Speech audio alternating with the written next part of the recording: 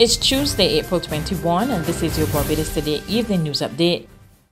Pay up your water bills. Water Resources Minister Wilfred Abrams today disclosed that the Barbados Water Authority's already weak financial position has taken a turn for the worse since hundreds of customers have not been paying their bills in recent weeks. Speaking on Down to Brass Tacks this morning, he said this has left the state-owned water company in dire straits. The hit for the Barbados Water Authority on the bills has dropped to, I think, about 25% of what it is supposed to be.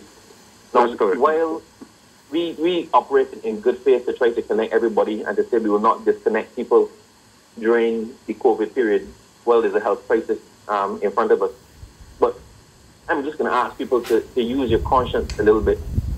So the fact that we are not going to disconnect you for health reasons does not absolve you of paying your water bill, because at the end of the day, it's just going to continue racking up arrears against you. But in the interim, you are starving the water authority, or the water authority is being starved of the money it needs, correct, to do basic things to make the system work properly. The Minister and the General Manager of the Barbados Water Authority, Keith Roy Halliday, also addressed growing complaints from residents of St. John and St. Joseph who have been enduring persistent water outages.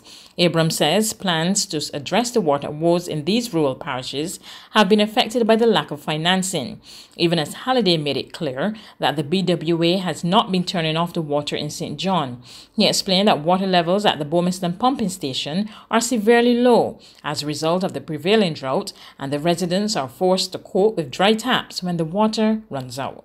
The only interim or periodic shut-off that we do for the moment is in St. George area, where we're trying to augment the water supply to St. John and St. Joseph. But certainly where St. John and St. Joseph is concerned, the only time they're out of water is when we literally run out of water. 33 Trinidadians who were stranded here for 29 days are back home safe and sound, but they have returned to quarantine. The group arrived in Barbados via London from a Dubai cruise on March 23, a day after their government closed its borders against the spread of the COVID-19 virus. They departed the island this afternoon in 2 batches after being delayed this morning for another round of testing for COVID-19 at Paragon, which was conducted at the request of Trinidad authorities. Medical Officer of Health in charge of ports, Dr. Manohar Singh, told Barbados Today they all tested negative for the virus.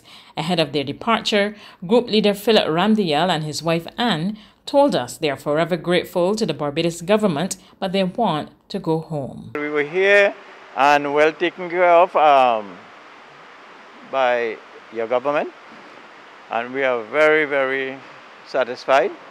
Back home, you know, we need to thaw out a little. I personally would like that. So maybe after, if we are quarantined, maybe after that, and the lockdown is over, we could talk more. Yeah.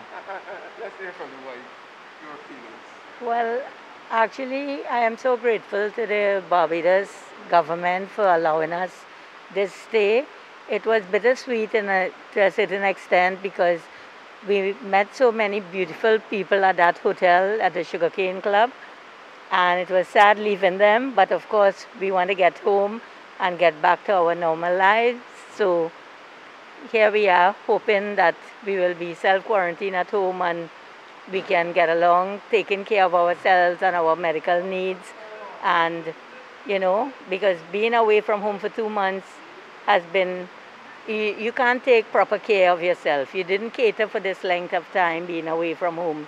So, you know, I'm hoping, because of the ages of all the people, because we are all over, well, most, except for three persons, we are all over 60 and retired. So we are looking forward to self-quarantine, but we don't know what it will be yet. So we'll wait and see what plan is in place for us. In other news, for the 6th consecutive day, there were no new cases of COVID-19 recorded in Barbados. However, 2 more persons will be released from isolation today after testing negative twice within a 48-hour period. Their results were among the 35 tests conducted by the Best de Santos Public Health Laboratory, which brought the total number of tests carried out by this facility to 1,098. The island's tally of confirmed cases remain at 75. Of these, 45 persons continue to stay in isolation, 25 persons have recovered, and 5 have died. There's regional and international news after this short break.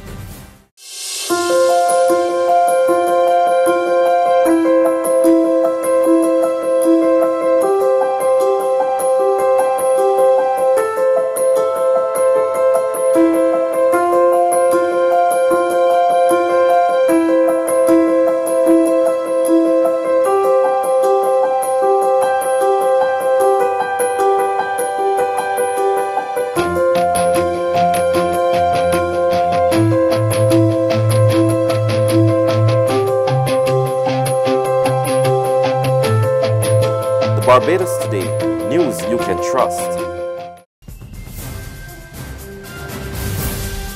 In regional news, members of the Guyana Elections Commission confirmed they have been receiving online threats. But as we hear in this report from Handel Duncan of HGP TV News, they're not bothered. The chair of GCOM confirmed on Monday that she has reported to the police threats made against her.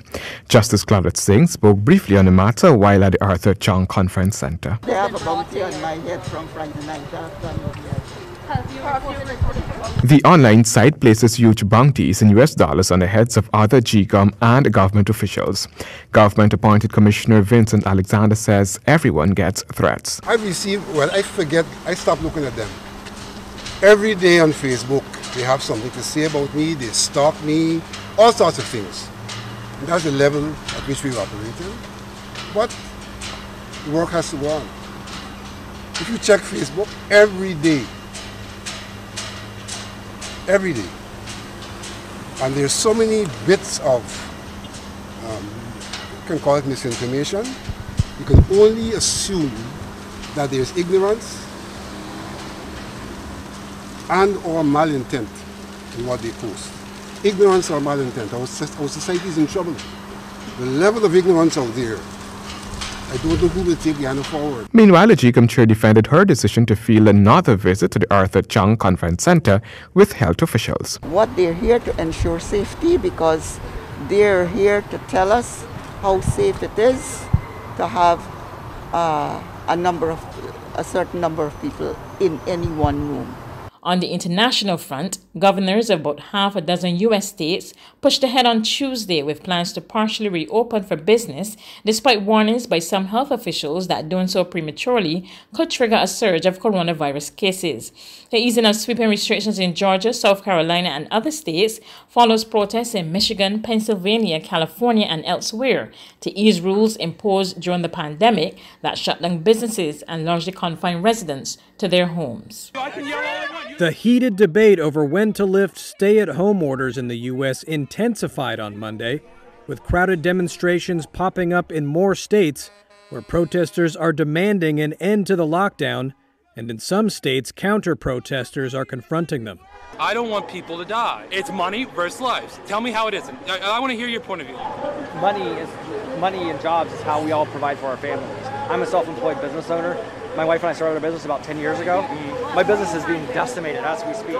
At this anti-lockdown protest in Harrisburg, Pennsylvania on Monday, hundreds of protesters, many wearing pro-Trump campaign gear and some carrying firearms, huddled together outside the state capitol building, saying their civil liberties have been infringed. Last week, critics accused President Donald Trump of inciting protests with a series of Twitter posts on Friday calling for protesters to, quote, liberate Minnesota, Michigan, and Virginia, and said the Second Amendment was under siege. On Sunday, counter-protesters wearing medical scrubs stood in the middle of the road blocking a car carrying an anti-lockdown protester in Denver, Colorado. Meanwhile, governors and state health officials have urged caution until more testing becomes available, warning that the country could face a second and even deadlier wave of infections if the lockdowns end prematurely. At his daily news briefing, New York Governor Andrew Cuomo, whose state is the U.S. epicenter of the outbreak, said he understood why some people were protesting, but that it wasn't helpful. Nobody disagrees that we want to get out of this situation. Nobody. You don't need protests to convince anyone in this country that we have to get back to work and we have to get the economy going and we have to get out of our homes. That's news, but for the very latest, visit our website at www.barbadostoday.bb. You can also subscribe to our e-paper, email updates, or like us on Facebook, and sign up for our breaking news alerts via WhatsApp. We're also on Izumi Media and bus terminals, as well as Screenplay at supermarkets and gas stations near you.